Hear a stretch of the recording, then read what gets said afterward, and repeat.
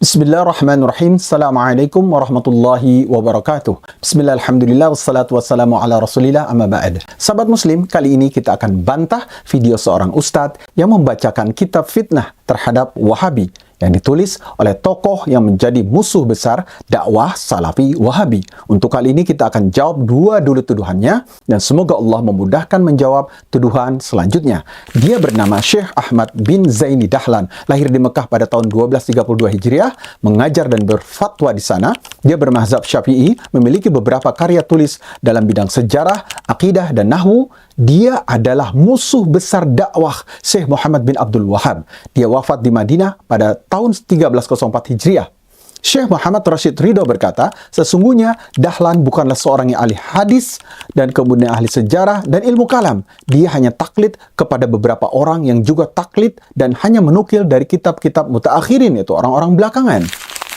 Alangkah bagusnya ucapan Syekh Fauzan Sabik tatkala berkata, sebagian para ulama Mekah yang mulia mengatakan karya-karya Dahlan adalah seperti bangkai, tidak ada yang memakannya kecuali orang yang terdesak. Sungguh telah banyak para ulama dari India, Irak, Najd, dan selainnya yang membantah dan menyingkap kesesatannya. Dan banyak murid-murid yang lain, murid-murid beliau yang jadi ulama di Indonesia. Nah, beliau dalam kitab ini disebutkan, Bapak Ibu sekalian, beliau hidup di abad ke-13 Hijriah, menyaksikan langsung beliau mufti Mekah bermadhab Syafi'i. Beliau menjelaskan dalam kitab ini dari sisi tarikh dan sejarahnya beserta ajaran dari Wahabinya.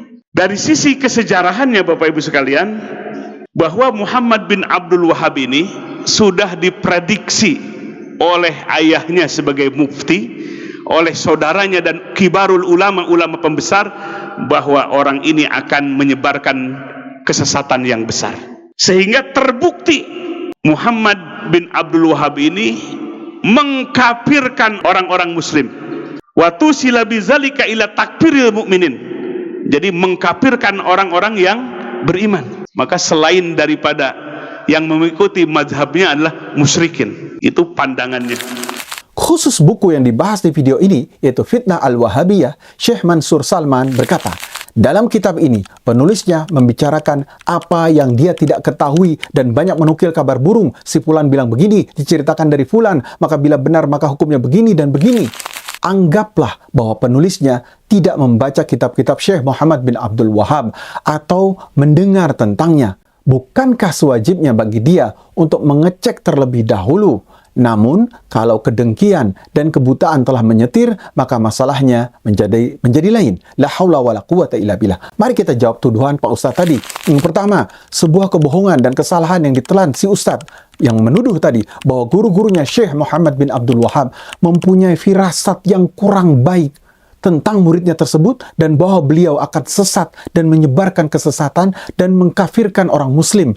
Ini adalah omon-omon, sebab sejarah menjadi saksi bahwa beliau sangat dekat dengan para gurunya dan mereka pun memuji serta mengakui kecerdasannya. Sejarah mencatat bahwa di antara guru-guru beliau adalah, yang pertama adalah ayah beliau sendiri, Syekh Abdul Wahab, telah memuji anaknya dengan ucapannya, sungguh aku telah banyak mengambil faidah dalam masalah hukum dari anakku Muhammad. Dan ini sebagai pujian yang sangat berharga. Yang berikutnya adalah Syekh Abdullah bin Ibrahim bin Saif An-Najdi. Syekh Muhammad bin Abdul Wahab banyak menimba ilmu darinya dan sang guru begitu cinta dan perhatian dengannya. Syekh Abdullah bin Ibrahim juga memberikan kepada Syekh Muhammad bin Abdul Wahab ijazah dengan hadis masyhur musalsal bil awaliyah dari dua jalur. Yang pertama dari jalur Ibnu Muflih dari Syekhul Islam Ahmad bin Taimiyah hingga ke Imam Ahmad. Yang kedua dari jalur Abdurrahman bin Rajab dari Al-Alamah Ibnul Qayyim dari syekhnya Syekhul Islam hingga ke Imam Ahmad. Sebagaimana beliau juga memberikan ijazahnya semua sanad Syekh Abdul Baqi Al-Hanbali berupa Sahih Bukhari yang bersambung sanadnya hingga kepada Bukhari, Sahih Muslim, dan kitab-kitab syarah Bukhari Muslim, Sunan Tirmizi, Nasa'i, Abu Dawud, Ibnu Majah, karya-karya Ad-Darimi yang bersambung hingga penulisnya. Musnad Imam Syafi'i, Muwatta Imam Malik, Musnad Imam Ahmad, dan sebagainya dari sabit Syekh Abdul Baqi. Kemudian guru berikutnya Al-Muhaddis Muhammad Hayat As-Sindi. Beliau begitu dekat dengan Syekh Muhammad bin Abdul Wahab. Bahkan beliau memiliki andil besar dalam mengarahkan Syekh Muhammad kepada tauhid yang lurus, memurnikan tauhid ibadah hanya kepada Allah semata, melepaskan diri dari belenggu taklid, dan menyibukkan diri dengan Al-Quran dan Sunnah. Diceritakan bahwa suatu kali Syekh Muhammad bin Abdul Wahab pernah berada di hujrah Nabi, melihat orang-orang berdoa dan istighosah meminta pertolongan kepada Nabi. Muhammad Hayat melihatnya lalu mendatanginya. Syekh Muhammad lalu bertanya kepadanya, "Bagaimana pendapatmu tentang mereka?" Syekh Hayat kemudian menjawab dengan menukil firman Allah, "Sesungguhnya mereka itu akan dihancurkan kepercayaan yang dianutnya dan akan batal apa yang selalu mereka kerjakan." Guru berikutnya adalah Al-Muhaddits Ismail Al-Ajluni. Syekh Ibnu Badran menceritakan bahwa para ulama hadis tersebut telah memberi ijazah kitab-kitab hadis kepada Syekh Muhammad bin Abdul Wahab. Gurunya yang kelima adalah Syekh Muhammad Al-Majmu'i. Beliau sangat dekat dengan Syekh Muhammad bin Abdul Wahab dan mencintainya, sehingga beliau disiksa orang-orang Basrah karena kecintaannya tersebut. Setelah bukti-bukti ini, lalu kemudian ada orang yang mengatakan bahwa para gurunya berfirasat jelek kepadanya. Sungguh ini amat lucu, membuat orang-orang yang mengerti sejarah itu akan tertawa sendiri. Banyak manusia yang meninggal. Bahkan terakhir Bapak Ibu sekalian, ketika merebut Hijaz Mekah dan Madinah, mereka menggunakan senjata Inggris untuk membunuh kaum muslimin.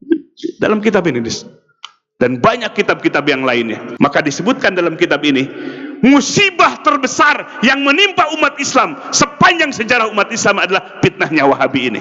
Tuduhan yang kedua adalah tuduhan menjadi alat dan senjata Inggris untuk membunuh kaum muslimin sampai jumlah yang tidak terhitung katanya. Kita jawab tudingan ini pun adalah kedustaan yang besar.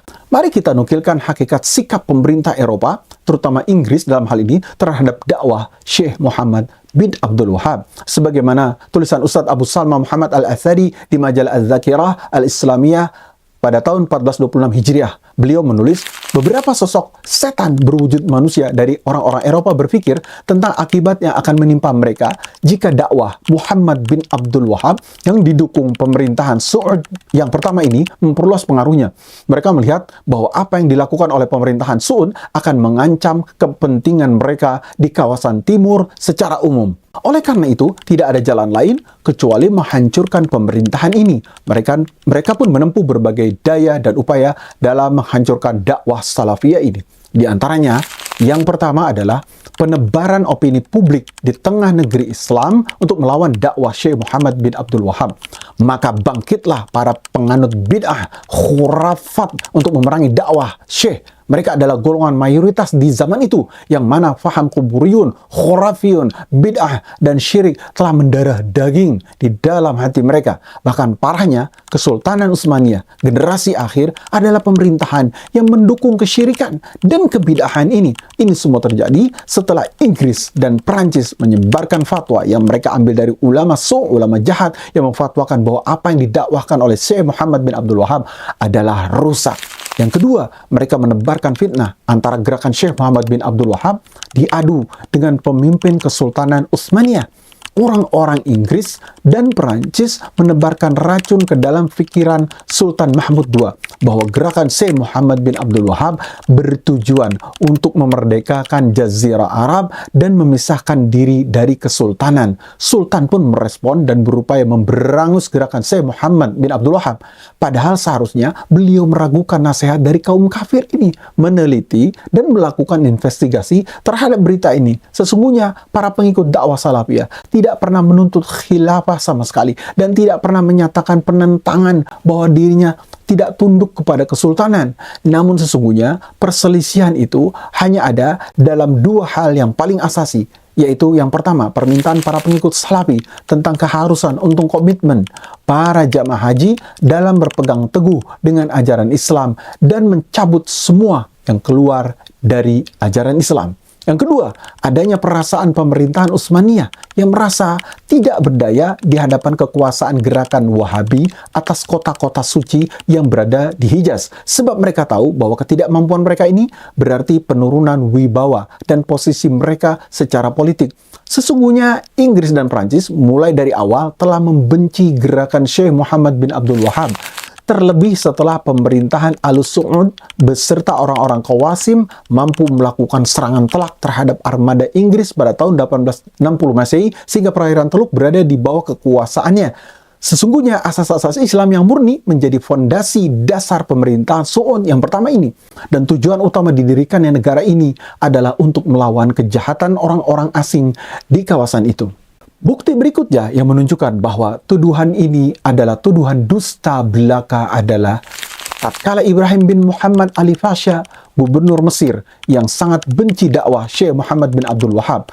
Dia itu antek kafir Inggris yang menelikung Kesultanan Utsmaniyah dan dia pendahulu dari Mustafa Kemal Pasha Ataturk, kaki tangan gerakan Yahudi Freemasonry yang kemudian berhasil menghancurkan kota Dir'iyah dan menghukum pancung Pangeran Abdullah bin Saud. Setelah keberhasilan Ali Pasha ini, Inggris kemudian mengutus Kapten George Forester Sadler untuk memberikan ucapan selamat kepada Ibrahim Pasha dan mengajukan kerjasama antara kekuasaan darat Ibrahim Pasha dengan kekuatan laut armada Inggris dalam rangka menghadapi Qawasim yang merupakan penganut dakwah Muhammad bin Abdul Wahab. Nah, sahabat muslim, sungguh sangat jauh panggang daripada api apabila dikatakan bahwa Muhammad bin Abdul Wahab adalah boneka atau antek-antek Inggris dan digunakan serta menggunakan senjata Inggris untuk menghabisi kaum muslimin sampai tak terhitung bahkan jumlahnya. Padahal dengan menyebarnya dakwah Salafi Wahabi yang diberkahi ini ke pelosok dunia lain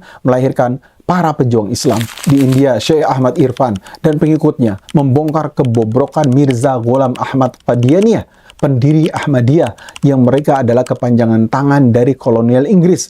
Mereka juga memakikan jihad memerangi Inggris di negeri mereka.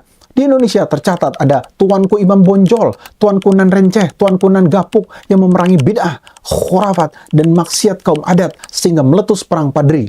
Dan mereka semua adalah pejuang Islam yang memerangi kolonialisme di Indonesia. Belum lagi di Mesir, Sudan, Afrika, dan belahan negeri lainnya yang mana mereka semua adalah para pejuang Islam yang membenci kolonialisme kaum kafir Eropa. Demikian sahabat muslim, semoga bermanfaat. Barakallahu fikum. Wassalamualaikum warahmatullahi wabarakatuh.